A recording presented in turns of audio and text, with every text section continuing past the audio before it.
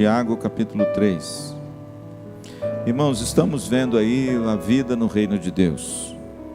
Uma carta muito inspirativa, nos ensina muitas verdades a respeito da vida cristã e principalmente da prática da vida cristã. Semana passada, o pastor Luciano falou sobre o capítulo 2. Você se lembra bem? O capítulo 2 mostram as duas grandes evidências de uma fé genuína. A primeira grande evidência de uma fé genuína está aí no versículo de número 1 ao versículo 13. É a imparcialidade no trato com o outro, com o próximo, com as pessoas. O pastor Luciano falou isso quinta-feira passada. O cristão, ele não pode fazer acepção de pessoas. O cristão é aquele que precisa tratar todos com dignidade, com respeito, com honra, independente a cor, independente o grau de instrução, independente da classe social e independente da situação financeira.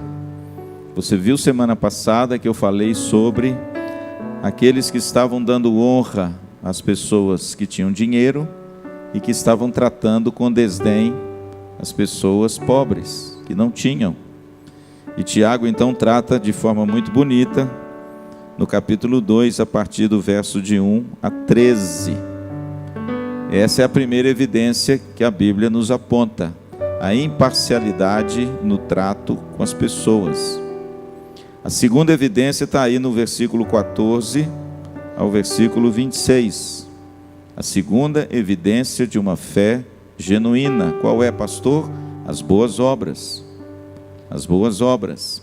E Tiago, por duas vezes, ele cita a seguinte afirmativa: a fé sem obras é morta. A fé sem obras é morta. E ele argumenta aqui uma coisa muito bonita, que a fé não é que ela é algo que vem só na salvação, mas a fé genuína, ela vem acompanhada das boas obras, e as boas obras são uma evidência da genuína fé. Falei também o erro que a doutrina da Igreja Católica, Apostólica Romana, incorre até hoje, de usar esse texto de Tiago para dizer que as obras também fazem parte da nossa salvação, ou seja, o ser humano ele é salvo pela fé mais obras, porque Tiago argumenta aqui, por exemplo, mostra-me a tua fé sem as obras, eu vou te mostrar com as minhas obras a minha fé. E Tiago fala que a fé, se não tiver obras, ela está morta, e Tiago dá uma ênfase grande às boas obras. Não significa que Tiago exime a fé na salvação, mas é que a ênfase de Tiago não é na fé, a ênfase de Tiago são nas boas obras, porque lembra que ele está escrevendo a uma comunidade que entende que a fé genuína produz mudança de vida, produz transformação. O homem, quando tem um encontro com Cristo e ele é salvo pela fé, a evidência desse encontro genuíno são as boas obras. Aliás, Jesus já disse isso no próprio Sermão do Monte. Ele diz que pelos frutos vos conhecereis.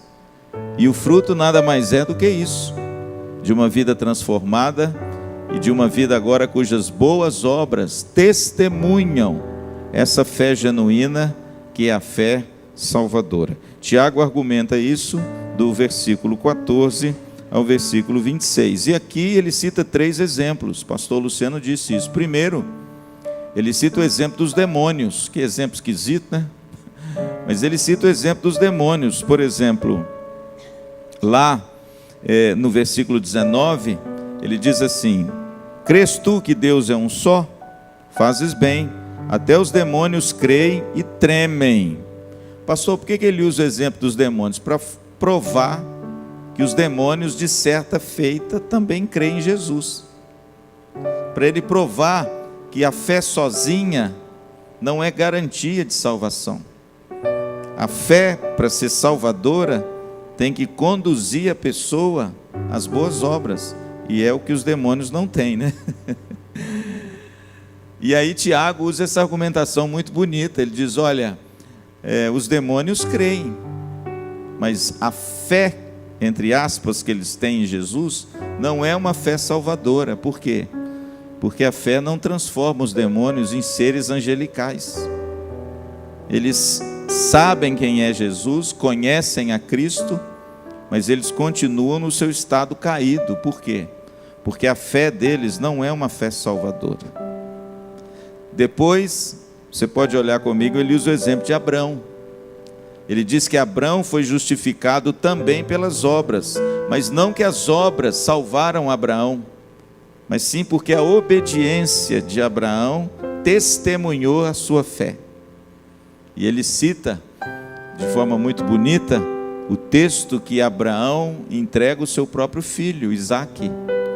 Ou seja, ele obedeceu. Ele manifestou essa fé viva através de uma obra portentosa, que talvez eu e você não fôssemos capazes de fazer.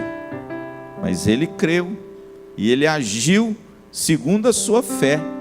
E a Bíblia diz que ele foi justificado, não somente por fé, mas também pelas suas obras. E ele cita no finalzinho aqui, um outro exemplo, verso 25, ele cita Raabe. Quem conhece a história de Raabe?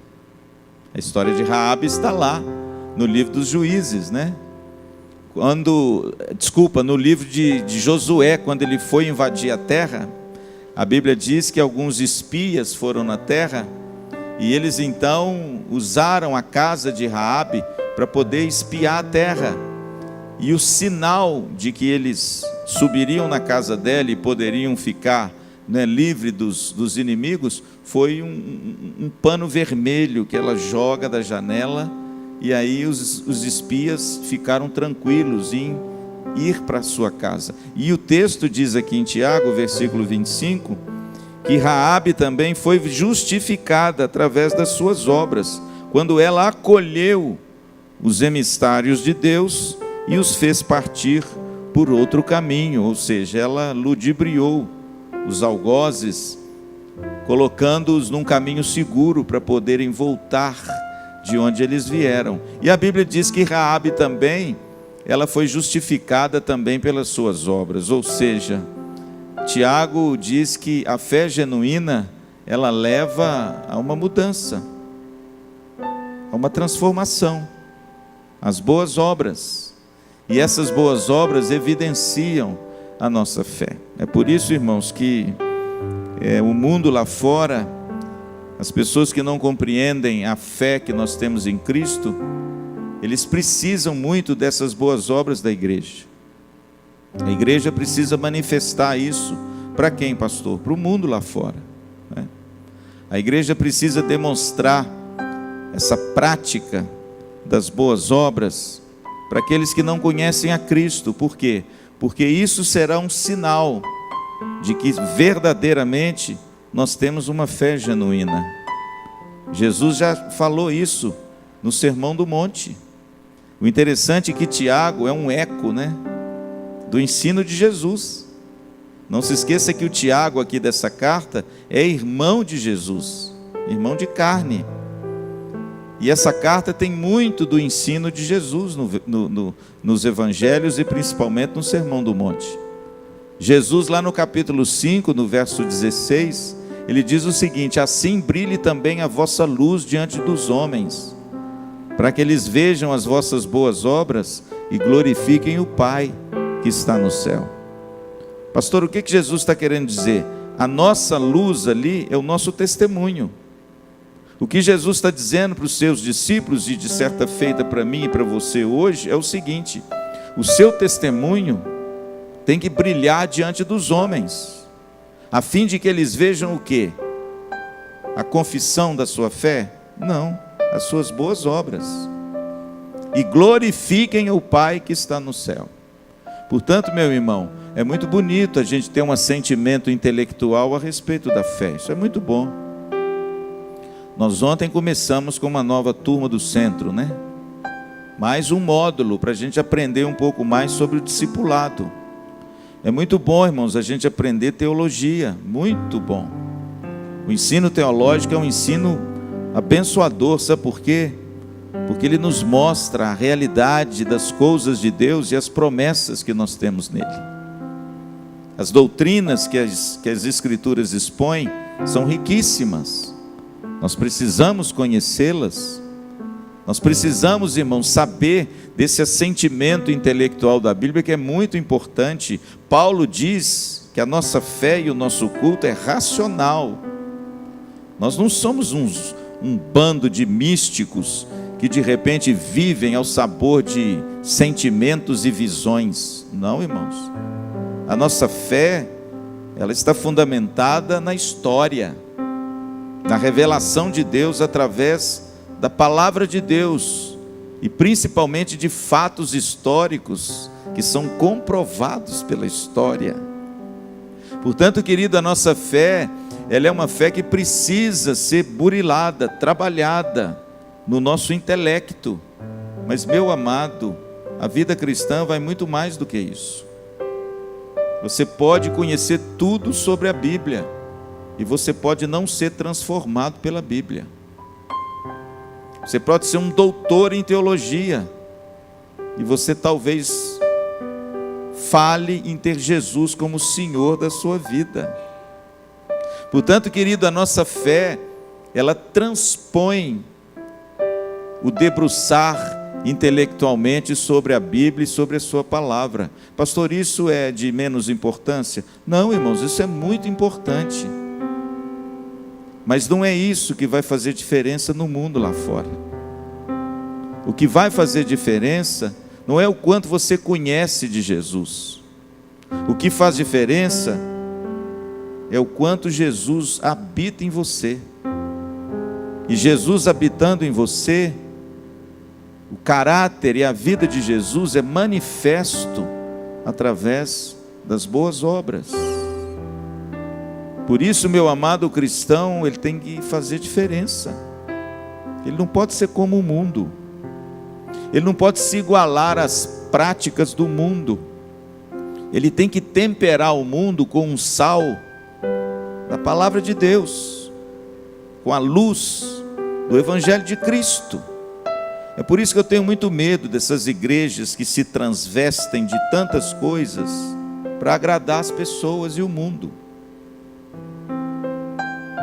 Porque quando nós buscamos ser muito parecidos com o mundo, nós estamos frontalmente indo contra o que o Evangelho de Jesus espera de mim e de você.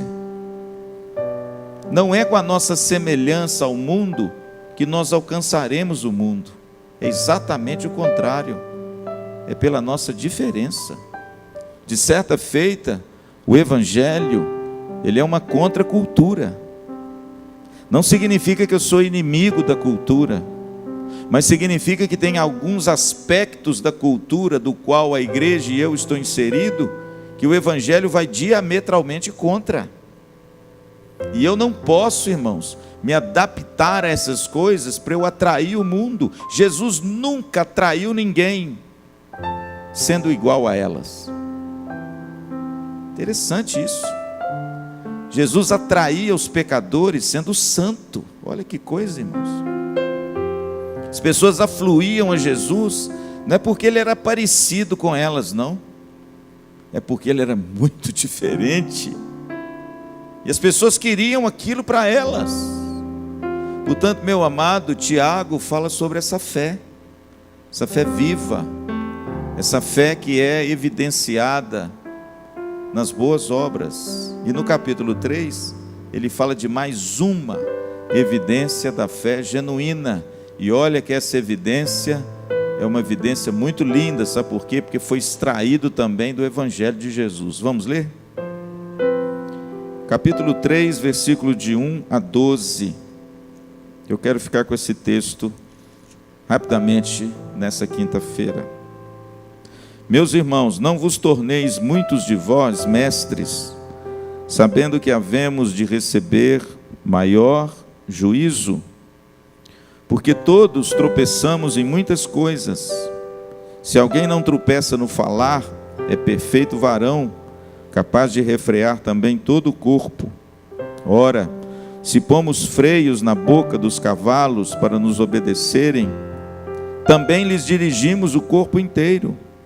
Observai igualmente os navios que, sendo tão grandes e batidos de rijos ventos, por um pequeníssimo leme, são dirigidos, para onde queira o impulso do timoneiro. Assim também a língua, pequeno órgão, se gaba de grandes coisas. Vede como uma fagulha põe em brasas tão grande selva. Ora, a língua é fogo, é mundo de iniquidade. A língua está situada entre os membros de nosso corpo e contamina o corpo inteiro. E não só põe em chamas toda a carreira da existência humana, como também é posta ela mesma em chamas pelo inferno. Pois toda espécie de feras, de aves, de répteis e de seres marinhos se doma e tem sido domado pelo gênero humano. A língua, porém, nenhum dos homens é capaz de domar. É mal incontido, carregado de veneno mortífero. Com ela, bendizemos ao Senhor e Pai. Também com ela, amaldiçoamos os homens, feitos à semelhança de Deus. De uma só boca procede bênção e maldição. Meus irmãos, não é conveniente que essas coisas sejam assim. Acaso pode a fonte jorrar do mesmo lugar o que é doce e o que é amargo? Acaso, meus irmãos, pode a figueira produzir azeitonas, ou a videira figos? Tampouco fonte de água salgada pode dar água doce. Esse texto, irmãos, é um texto muito conhecido, não é? Todos nós já ouvimos falar sobre esse texto. Esse texto fala, irmãos, sobre o uso disciplinado que o cristão precisa ter da língua. E essa é a terceira evidência de Tiago da verdadeira religião. Primeiro, a imparcialidade no trato com as pessoas. Segundo, as boas obras diante do mundo e dos homens. Terceiro, a boa utilização da língua, o uso disciplinado da língua. Veja, querido, que esse ensino de Tiago no capítulo 3 é um eco do Sermão do Monte. Jesus já havia dito isso lá.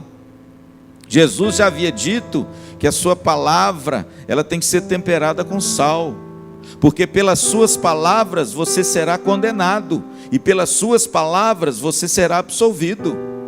Jesus já havia dito lá que a sua palavra seja sim, sim, e não, não. Jesus já havia dito lá atrás que você tem que tomar cuidado para não falar que seu irmão é tolo, porque assim você será sujeito ao fogo do inferno. Puxa, que figura forte que ele usa. Veja, irmãos, que Tiago mais uma vez extrai do ensino de Jesus sobre esse pequeno órgão que é a língua. Interessante que um dos pais fundadores dos Estados Unidos, né, Benjamin Franklin, ele tem uma frase interessante. Ele diz o seguinte: o animal mais terrível tem a sua toca atrás dos dentes. O animal mais terrível, ele tem a sua toca atrás dos dentes. E é isso, irmãos, que a gente vê nesse texto.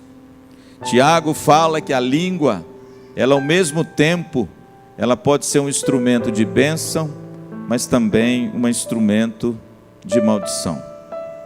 Para você ter uma ideia, a Bíblia fala tanto sobre o uso disciplinado da língua, que se você for no livro de Provérbios, por exemplo, no Provérbios capítulo 6, verso de número 16 a 19, lá fala dos 6 pecados que Deus mais abomina. Dos 6, 3 tem a ver com o uso da língua. Imagine só, querido, que dos 6 pecados que Deus mais abomina, 3 deles, metade deles, aludem ao uso indisciplinado da nossa língua. Portanto, querido, esse texto é um texto muito conhecido, e ele fala dos 3 poderes que a língua tem. Pastor, que poder tem esse órgão tão pequeno? E o interessante é que Tiago elenca quais são esses poderes que a língua tem. Em primeiro lugar, irmãos, veja que Tiago, ele começa dizendo assim, segue comigo por favor. Meus irmãos, não vos torneis muitos de vós mestres, sabendo que havemos de receber maior juízo. Pastor, por que Tiago está dando tanta ênfase aqui na questão do ensino? Porque na igreja primitiva, irmãos, e eu acho que tem que ser isso ao longo de todas as eras, o ensino verdadeiro e genuíno da palavra de Deus tem que ser tratado com muita acuidade e muito cuidado. E aquele que ensina, ele vai receber maior juízo no sentido de que ele será mais cobrado. Isso é um eco também do ensino de Jesus, que diz que a quem muito é dado, muito será cobrado. O que Tiago está dizendo aqui é que os mestres que ensinam, eles têm uma grande responsabilidade. Eles serão cobrados pelo ensino que eles estão oferecendo à igreja. Por isso, eles receberão maior juízo. Ou seja, foi dado a eles muito e Deus vai cobrar deles muito também. Tiago diz ainda que nós, verso 2, tropeçamos, todos nós tropeçamos em muitas coisas. Mas o texto diz que se alguém não tropeça no falar, é varão perfeito, capaz de refrear todo o corpo. E aí, a partir do versículo 3, irmãos, Tiago dá duas ideias da língua, o primeiro poder da língua. A língua tem o poder de guiar. Olha que coisa bonita. No capítulo 3, no verso 3 a 5, Tiago usa duas figuras. No versículo 3, ele usa a figura do freio. E no versículo 4, ele usa a figura do leme. Tanto o freio para os cavalos, quanto o leme para os navios, são guiados por um pequeno órgão, né? Você coloca um freio num cavalo, você guia o cavalo. E um grande navio, versículo 4, batidos pelos ventos, como ele diz aqui, por um pequeníssimo leme, eles são dirigidos para onde queira o impulso do timoneiro. Então, irmãos, o primeiro poder que tem a língua aqui é o poder de guiar, o poder de dirigir.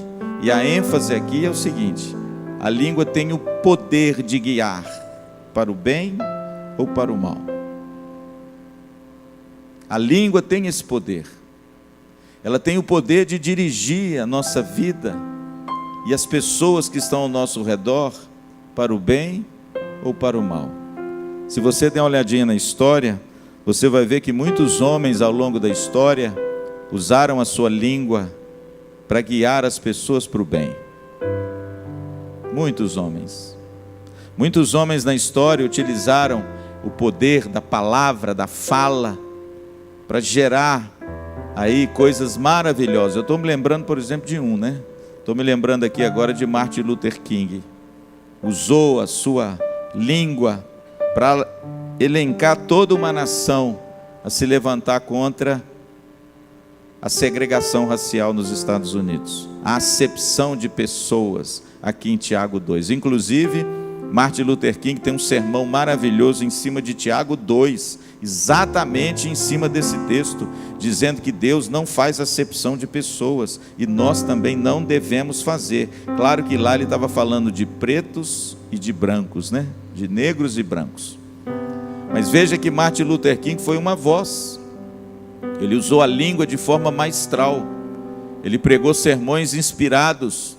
E ele mobilizou uma geração inteira. Razão pela qual, depois que Martin Luther King foi morto e assassinado, os Estados Unidos revogaram a lei da segregação racial. E os brancos e os negros agora não tinham direitos iguais nos Estados Unidos. Mas a gente tem exemplo na história de homens que usaram sua língua para o mal. Você lembra de algum? Claro.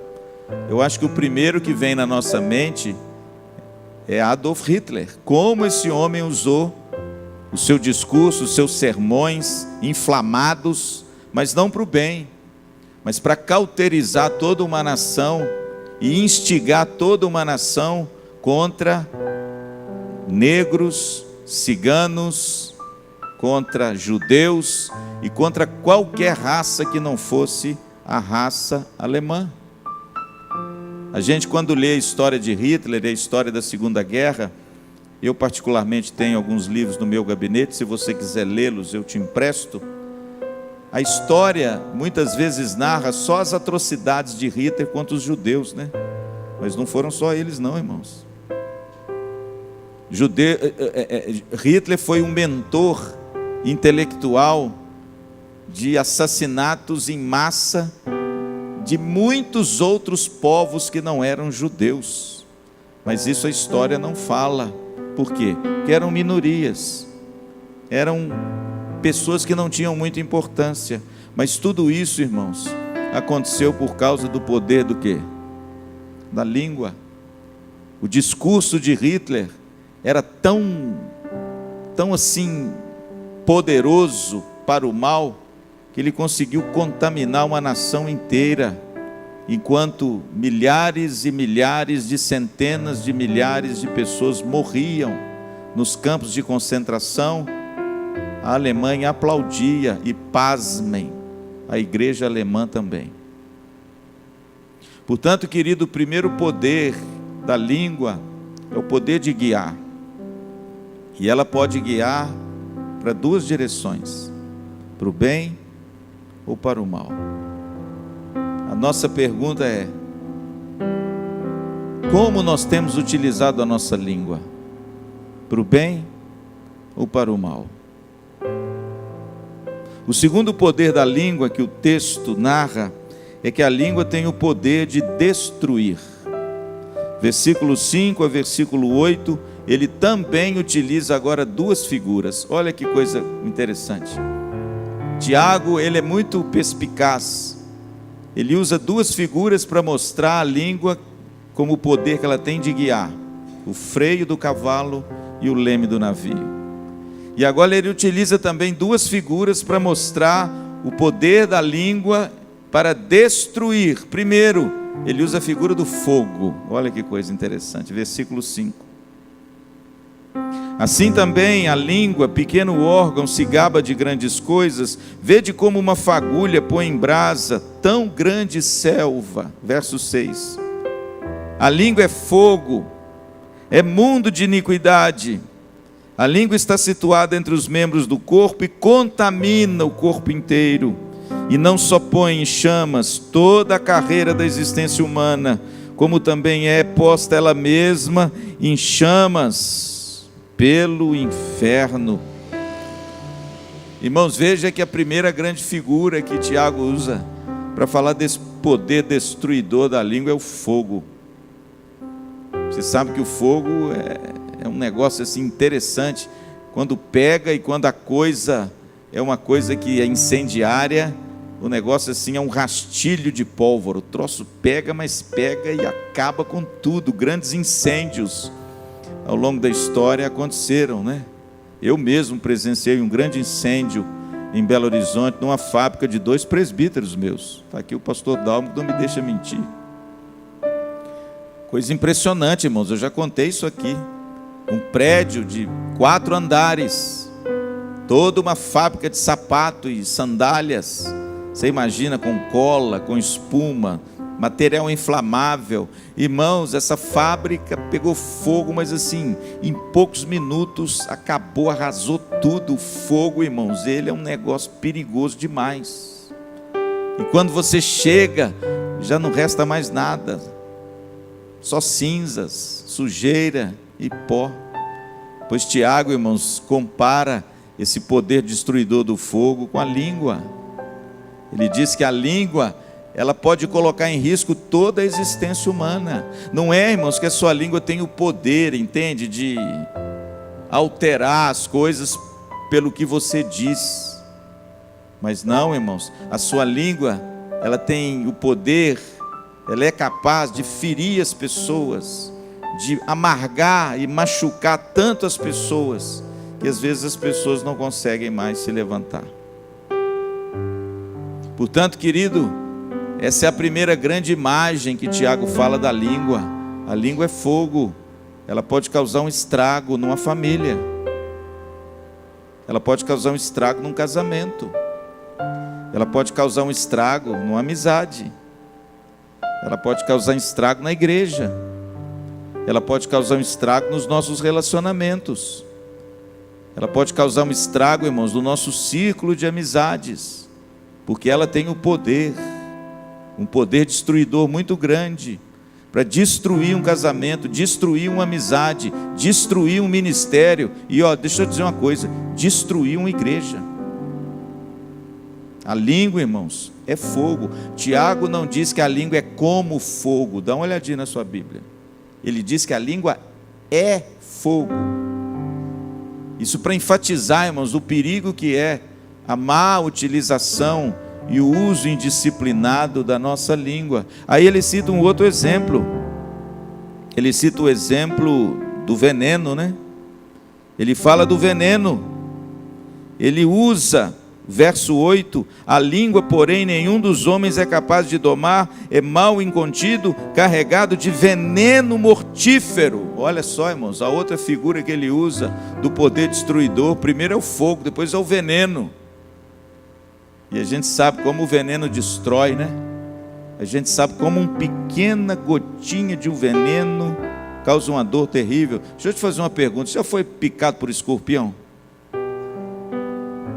Já foi? Não dói nada, né? Não dói nada, dói muito. Não? Oh, aleluia, então a senhora pegou um escorpião bonzinho. Querido, uma mordida de escorpião, eu já fui mordido de escorpião, olha, o negócio dói. Você quer ver uma coisa, como é que às vezes o veneno dói? Você já foi picado por uma formiga dessas lava-pé? Ô bicho miserável, aquela formiga lava-pé. Ela pica a gente, o negócio arde. Agora você imagina um enxame de formiga lava-pé. Você quer ver uma coisa, você já foi picado por uma vespa? Já foi? Querido, é uma dor terrível. Deixa eu aliviar um pouquinho. Você já foi picado por uma abelha? Deixa eu aliviar. Já foi, Sebastião? Abelha. Doeu ou não? Dói muito, irmãos. Tem gente com a picada da abelha. A pessoa pode até morrer se ela for alérgica. É uma coisa impressionante. Como o veneno é capaz de aniquilar a pessoa, de matar a pessoa, dependendo do organismo da pessoa. Por que será que o ser humano tem tanto medo de cobra? O ser humano tem pavor de cobra, né? Alguém já disse que o ser humano tem pavor de cobra por causa do Éden, porque a cobra é a personificação do diabo, e todo mundo morre medo de cobra. Mas não, irmãos, a gente tem medo de cobra, sabe por quê? Porque a cobra, a maioria das cobras, elas são extremamente venenosas. Né? Camila está aí estudando medicina, deve ter estudado sobre isso, né? Como as cobras são venenosas, dependendo da cobra, a picada dela é fatal. É fatal, não tem nem soro, nem antiofídico, nem qualquer coisa que você pode injetar em você, dependendo de como está seu organismo. Querido, uma picada de uma cobra leva você para o céu, se você for crente.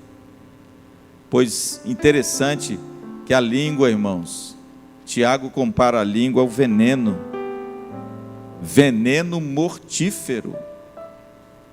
Segundo lugar, pastor, o poder da língua. A língua tem o poder de destruir. Destruir. Você usa a sua língua de forma tão equivocada que você destrói tudo aquilo que de repente demorou tanto tempo para construir. E às vezes a língua é capaz de destruir isso tudo. Por isso, irmãos, mais uma vez, a palavra de Deus no Velho Testamento e no Novo Testamento fala muito sobre a utilização adequada da língua. Fala muito, irmãos, dessa capacidade que você tem de controlar esse órgão, às vezes descontrolado, que habita atrás dos seus dentes e que às vezes é usado de forma tão perigosa. Em terceiro e último lugar, irmãos, o terceiro poder da língua. Primeiro, ela tem o poder de guiar para o bem ou guiar para o mal. Ela tem o poder de destruir. A língua mal utilizada, ela pode terminar com uma história bonita, com um casamento bonito. A educação dos seus filhos. Seu filho pode crescer com traumas e amarguras no coração por causa da má utilização da sua língua com ele. É verdade. Ele pode trazer na mente e no coração lembranças muito amargas daquilo que foi dito a ele, ou daquilo que você, filho, talvez tem dito aos seus pais. Alguém contou certa feita uma ilustração que eu nunca esqueci. Ele disse que a má utilização da língua, ela se compara muitas vezes a quando você pega um pedaço de madeira, um prego e um martelo, e prega esses pregos na madeira, e depois vem com o outro lado do prego e tenta arrancar os pregos, né, na madeira. Você consegue arrancar? Consegue. Você arranca o prego, arranca outro prego, mas você não consegue tampar os buracos que ficam na madeira. Assim, muitas vezes, irmãos, é a palavra nossa mal utilizada. Você pode pedir perdão, você pode se desculpar, a pessoa pode te perdoar. Aliás, isso é um mandamento para o cristão, né? Isso não é opção, é mandamento. Você pode ser uma pessoa que pede perdão e pode ser uma pessoa que perdoa. Mas uma coisa é perdoar, outra coisa é esquecer. Não é? É igualzinho o prego lá. Você pode arrancar o prego? Pode. Você pode jogar o prego fora? Pode. Você pode pintar a madeira? Pode. Mas você pode ter certeza que o buraquinho está lá. Pastor, como é que a gente faz então? Bom, a gente tenta de todas as formas, busca o Senhor, enche do Espírito Santo e pede a Deus para controlar a nossa língua, para que a gente não faça os buracos na madeira. E ora a Deus para a gente pedir perdão e a pessoa nos perdoar, e a pessoa não amargar com aquilo que nós dissemos a ela, ou ela a nós. Fazer o quê, irmãos? Uma palavra dita de forma equivocada é igual saco de pena. Você conhece essa ilustração, né? Não tem jeito. Se você abrir um saco de pena num dia de tempestade e vento forte, o que vai acontecer com as penas? Vai voar. Será que você é capaz depois de recolher todas as penas e colocar de novo no saco? Não tem jeito.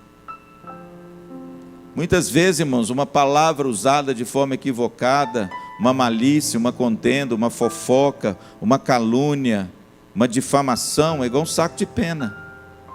Depois que abre o saco e vem o vento e espalha, é muito difícil pegar de volta, não é? Muito difícil. Então, pastor, qual é a saída que a gente tem? A saída que a gente tem, irmãos, é orar igual Davi orou. Senhor, põe guarda à porta dos meus lábios, para que eu não fale dolosamente contra quem quer que seja. Essa é a oração, irmãos, que eu tenho que fazer, que você tem que fazer. Senhor, põe guarda aqui, porque se não tiver um guarda aqui, vai desandar. E a gente sabe, irmãos, que às vezes desanda mesmo, né? Na hora da raiva, na hora da dor, na hora da angústia, na hora dos ânimos acirrados, esse órgãozinho aqui, fácil, ele quer saltar dos dentes, não quer? Mas em último lugar, irmãos, e eu encerro, versículo 9 a 12, a língua também tem um poder de abençoar, viu? Não é só tragédia que ela pode fazer, não. Ela tem o poder de edificar, de levantar. Ela tem o poder de trazer vida, refrigério, ânimo para as pessoas. Olha o que diz o versículo 9. Com ela bendizemos ao Senhor e Pai. Também com ela amaldiçoamos os homens feitos à imagem de Deus. De uma só boca procede bênção e maldição. Agora veja o verso 10. Meus irmãos, não é conveniente que essas coisas sejam assim. Pode a fonte jorrar do mesmo lugar o que é doce e o que é amargo? Acaso, meus irmãos, pode a figueira produzir azeitonas ou a videira figos?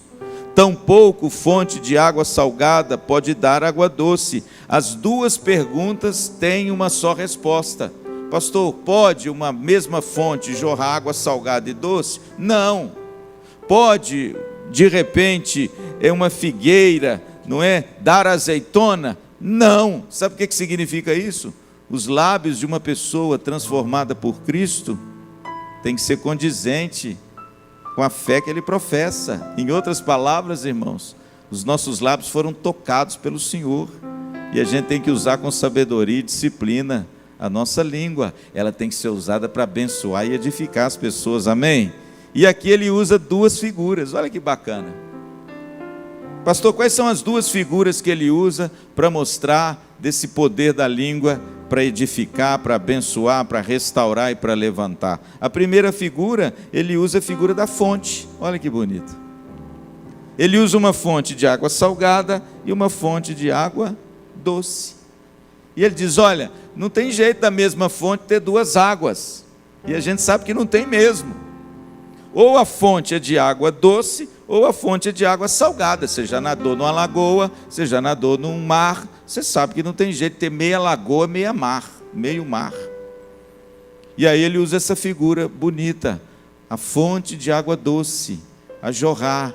E ele usa essa imagem para mostrar que a língua também, ela tem o poder de abençoar, de levantar, de produzir refrigério, alívio, frescor às pessoas que a ouvem. Você pode ser um instrumento, irmãos, para abençoar muita gente com a sua língua. Você pode levantar muita gente que está abatido com o poder da sua língua. Por quê? Porque ela é poderosa para trazer refrigério para as pessoas, amém? A Bíblia diz que uma palavra branda desvia o quê? O furor. Paulo diz que da nossa língua, Efésios 4:29, não pode sair palavras torpes, e sim unicamente aquela que produz edificação e produz a graça àqueles que ouvem. Veja que o apóstolo Paulo está dizendo o seguinte, olha, agora em Cristo, a nossa língua não pode sair o que é amargo, o que é salgado, o que é ruim, o que é mal cheiroso, né? A palavra torpe é mal cheirosa.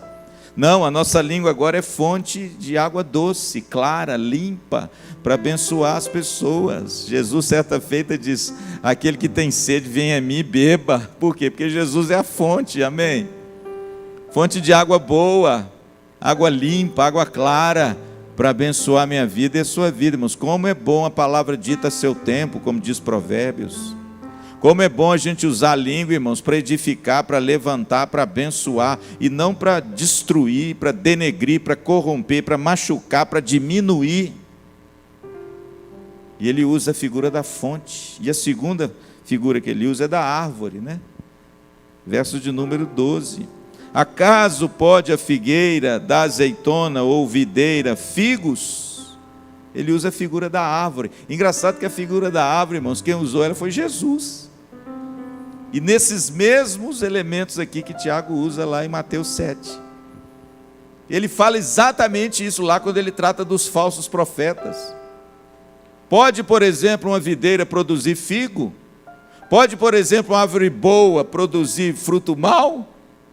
Veja, irmãos, que essa figura é de Jesus, e Tiago copia do irmão, para dizer o seguinte, olha, a nossa língua, ela tem um poder de abençoar e de edificar, como uma árvore que dá um fruto bom.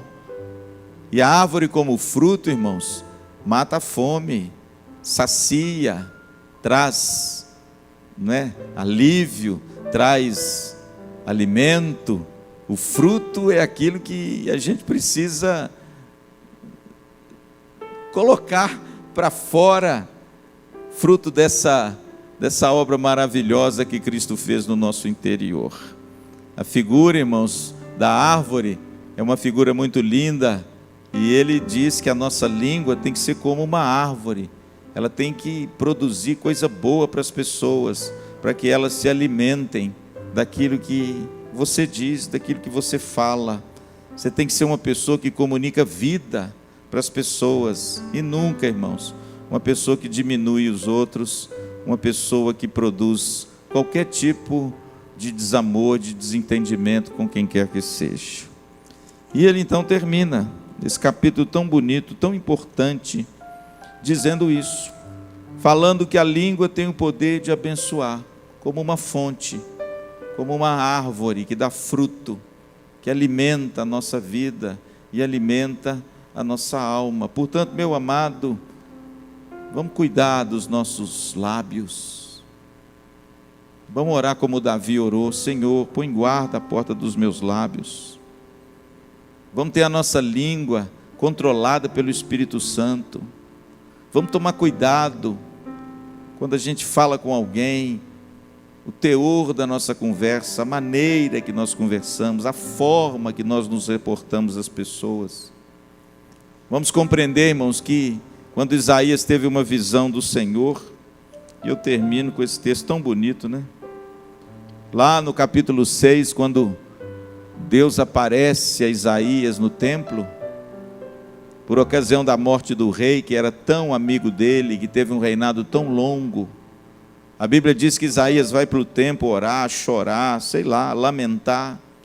E lá no capítulo 6, o texto diz que ele viu o Senhor assentado no alto e sublime trono.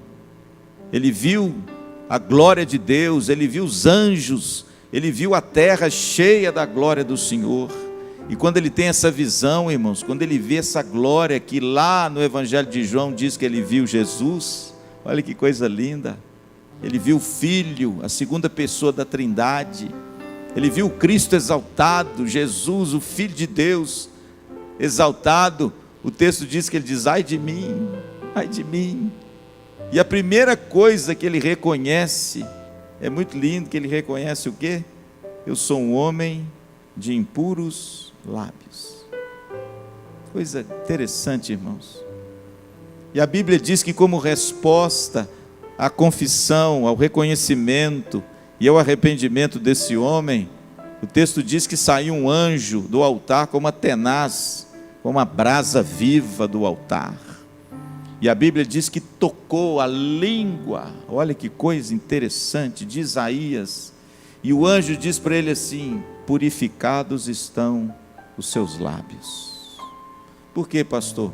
Porque agora, quando ele abrisse os lábios, sairia a bendita palavra de Deus.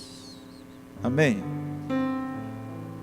Portanto, querido, olha, nós temos um órgão poderoso aqui, viu? Se você domar esse órgão, Tiago diz que você doma o corpo inteiro. Se você conseguir domar esse órgão, você vai ter relacionamento saudável para o resto da sua vida. Se você conseguir, irmãos, fazer com que a sua língua seja uma fonte de bênção, uma fonte de refrigério, uma fonte para você sempre ser alguém que abençoa as pessoas, você pode ter certeza, querido, que você vai ter uma jornada feliz nessa terra, uma família feliz, uma igreja feliz, amigos ao redor da sua mesa, porque quando a gente abrir os lábios, vão sair palavras de vida eterna, amém? Como Jesus, para abençoar.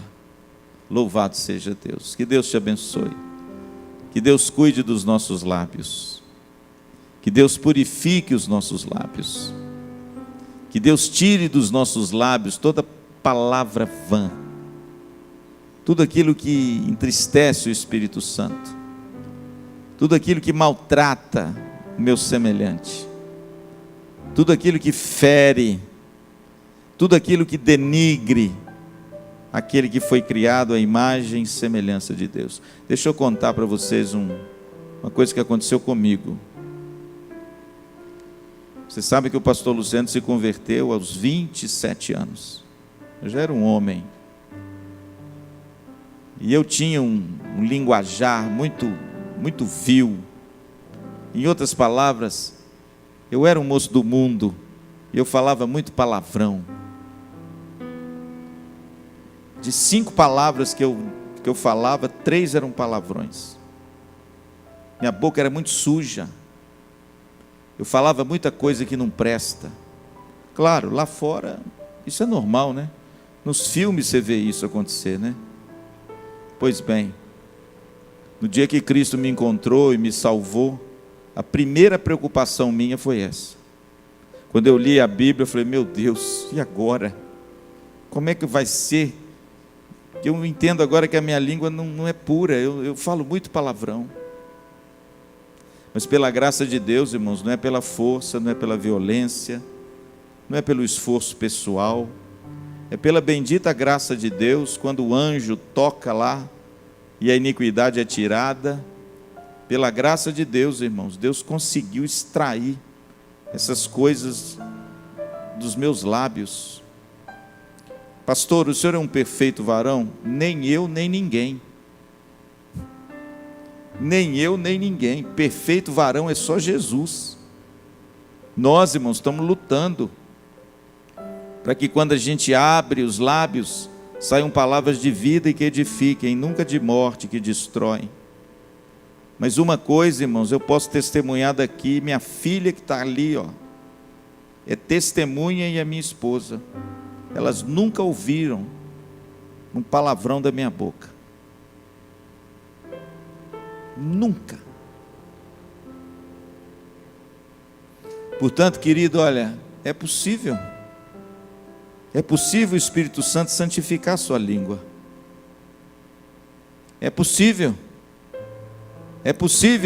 o Espírito Santo retirar a maledicência. É possível